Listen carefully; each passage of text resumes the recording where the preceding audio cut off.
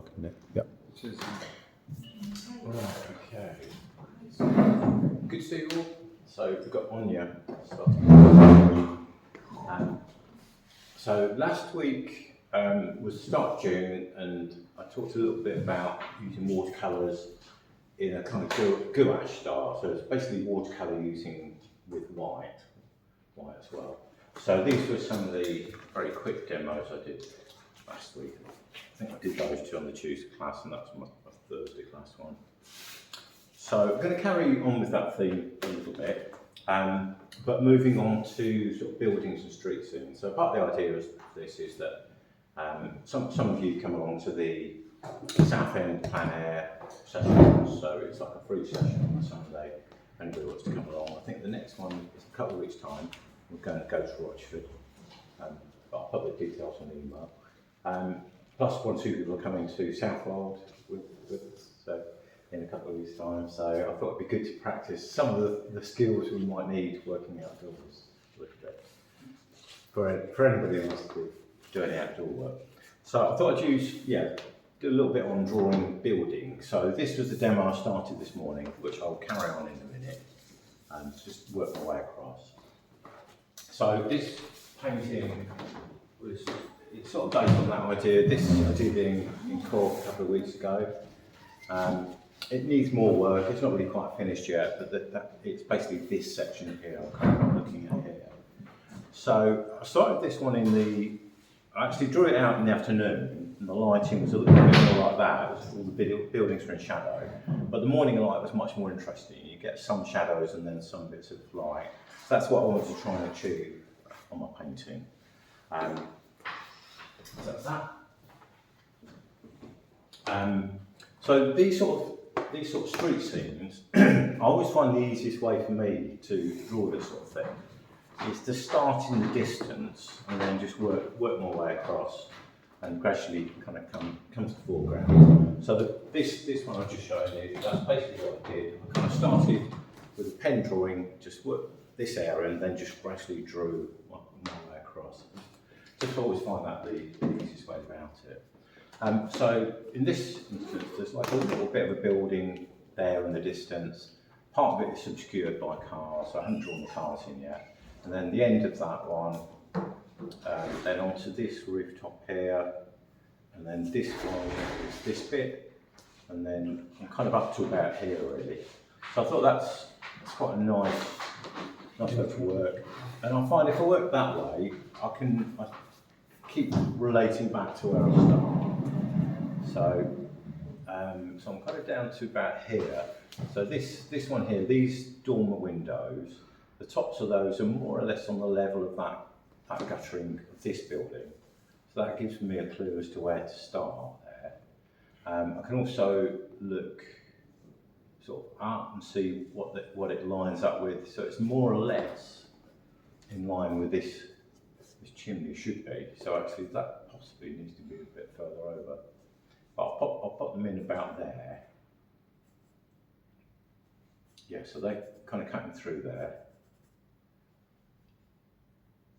And then sort of working up there for the roof shape. And that goes across. And then the next one, a little bit of a gap, a bit of the roof guttering comes down to there. And then the next window will be about there. So drawing this sort of thing, the thing to look out for is these sort of angles. Now down here, there's not too much of an angle because it's not too much above my eye level. So that could just be a little bit of an angle there. And then again, the bottom's just a little bit of a incline. One thing you can do, if you want to check say angles like these the roof ridges. So this next one is slightly higher. When I look there, starts slightly higher than that one.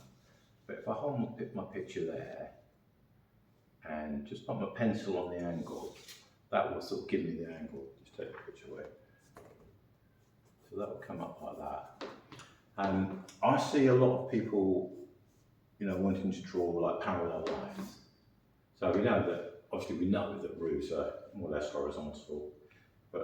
because you've got like on the building, say this edge here will be closer to us than this edge, that means that the bits that join up to them have to be at an angle. So that's sort of an easy way to look at it. So again, I'm kind of working my way up here a little bit. I think that's going back that way, so maybe a bit more angle there. This bit will be slightly higher than that one. And then we'll see something a bit like that there. And then the guttering level then carries on. And we're going, actually that wants to be a bit lower, I think, that wants to be about there. And then onto the next window will be about there. That more or less lines up with the back of that chimney there. So that's quite a good thing to. So basically what I'm trying to encourage is sort of start somewhere and gradually sort of work your way across. And just keep kind of scanning for, you know, what might line up vertically, or where maybe that window sill is in relation to something over here. Keep sort of scanning left and right. So that's how I find the easiest way to draw those sort of scenes. I think quite often when people start, they're inclined to start maybe with the biggest building here and then try and reduce it. But I've always found it a lot easier to start with smaller things and gradually work your way across. So there's a couple of copies of that picture if anybody wanted to have a go at that one. The other one I've got is,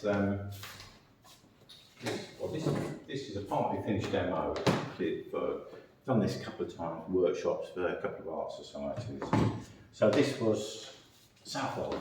So this is, it's kind of a section of that photo in the middle of Southwold. So that small section there. So I've got multiple copies of that image if anybody wants to have a go at that image. So if that appeals to you, you're very welcome to have a go at those. Otherwise, just kind of whatever else, you know, fancy doing. Yeah.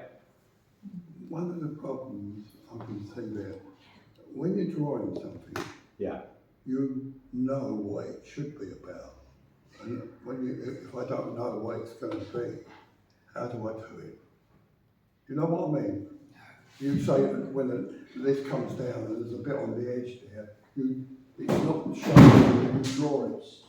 It's not shown in the drawing. It's not showing in the drawing, but you know it's there, don't you? Okay, well, you know how the building is constructed or something like that.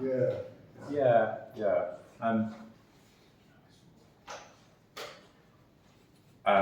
I suppose I feel like I'm just going by what I see. I suppose I know that these really should be. I'm looking for them to be sort of at different angles. Yeah. So I'm kind of looking up for that. I'm expecting that. So if they're not, I'm going to, you know, try and find that sort of angle. Yeah, but I noticed when you do other things, you seem to know that there's something that comes up that projects out, and you can draw onto that. Whereas we draw it and it's in the air. Okay, I don't know, maybe. Yeah. Maybe. Yeah. I don't know how to answer that. I don't know. It's, what I would say is that, so when you come to something like this, you've got, as you're coming down to the sort of the pavement level, so up here the angles are going to be all like this. They're going to fan out this way, and the further up you go, they're going to be steeper angles.